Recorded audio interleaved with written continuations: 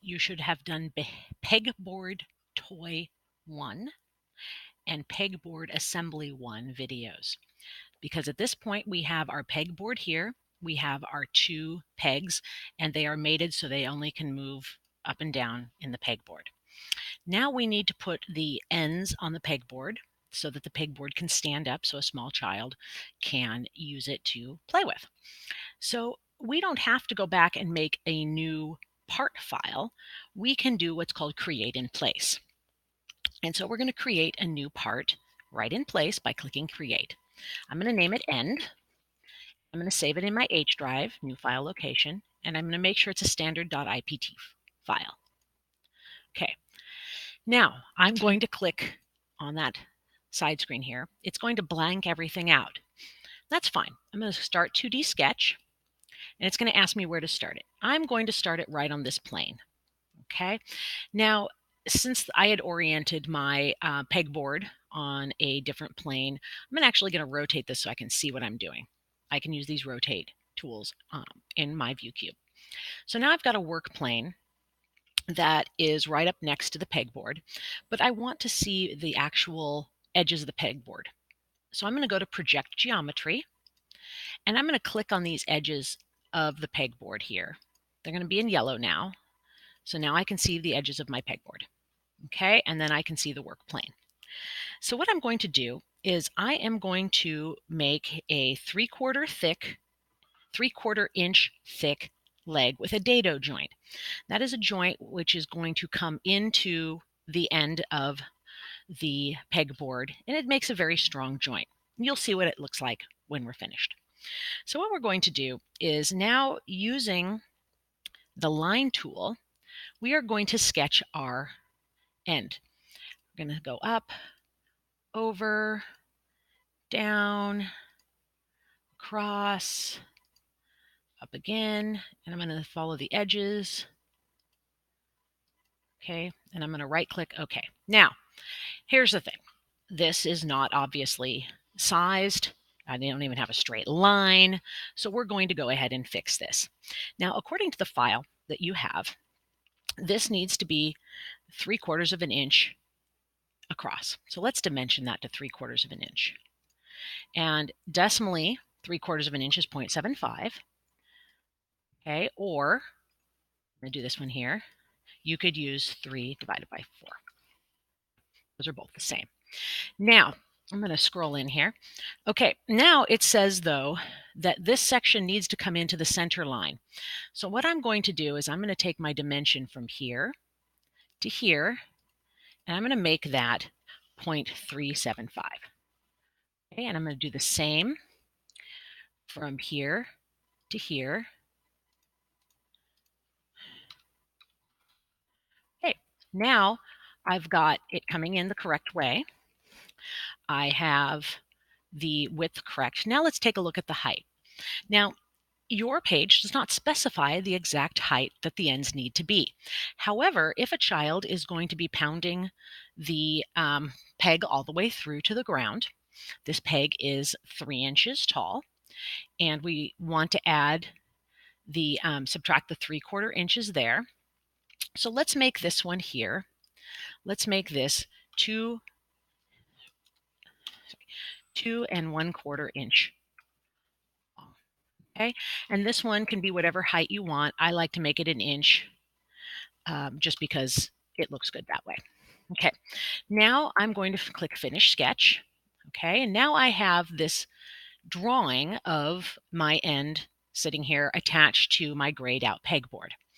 Now I'm going to extrude this end. Well, that's obviously going the wrong direction, but I'm going to extrude this end so it goes all the way along the pegboard. Now, we know the pegboard width is 3 inches. So I'm going to change that to 3. But if you know, it says it's still going in the wrong direction. So I'm just going to change my direction there. Okay. Now I have a pegboard end attached to my pegboard. All right. So now what we need to do, excuse me, is we need to save. So I'm going to go File.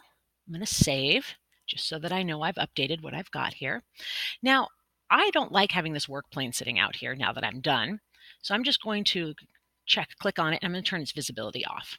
Okay, so now I have the visibility of my pegboard off, and I have my end. Okay, now that is how you create the end. After that, when we're done, we can go click return. And when we click return, we now see the end of our pegboard attached to the pegboard assembly that we currently made. Okay, now we've saved it. But we need another end on here. So we're going to place that same end we just made. It will now be in our files. So we're going to click on end, we're going to click open, and we're going to place it.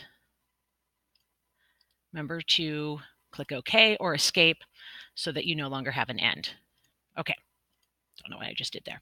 Now, if you notice, let's take a look. Our end obviously doesn't match up very well with here. And also this work plane on the end is still sticking out here. So let's turn off its visibility. Okay, so now I've got my end here. Now we can use our constrain tool to put this end onto our pegboard. Now, this can get tricky.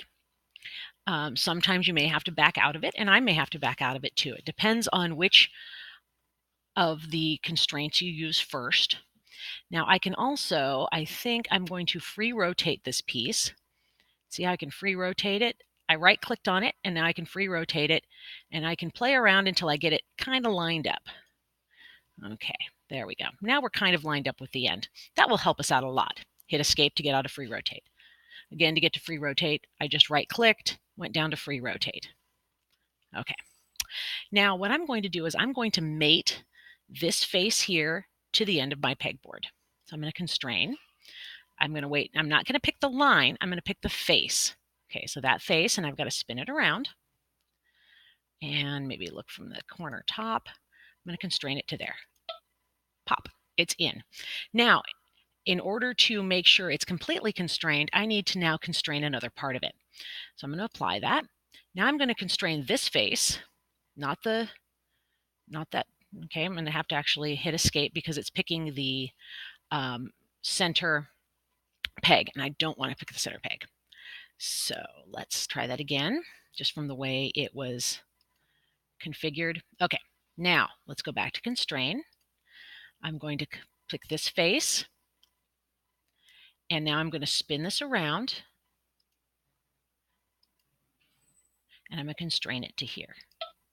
Okay, now I have it in place. However, I can move it around here. It's still not 100% in place like this one is. So now I have one more constraint I need to do. I can constrain this edge to this edge. I'm going to constrain this edge here to this edge here. Great.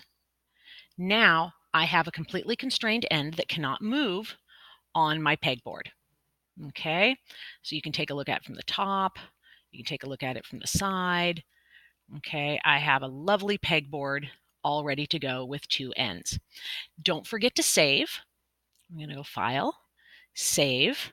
Now my pegboard is assembled, and you should be at the end of page 5.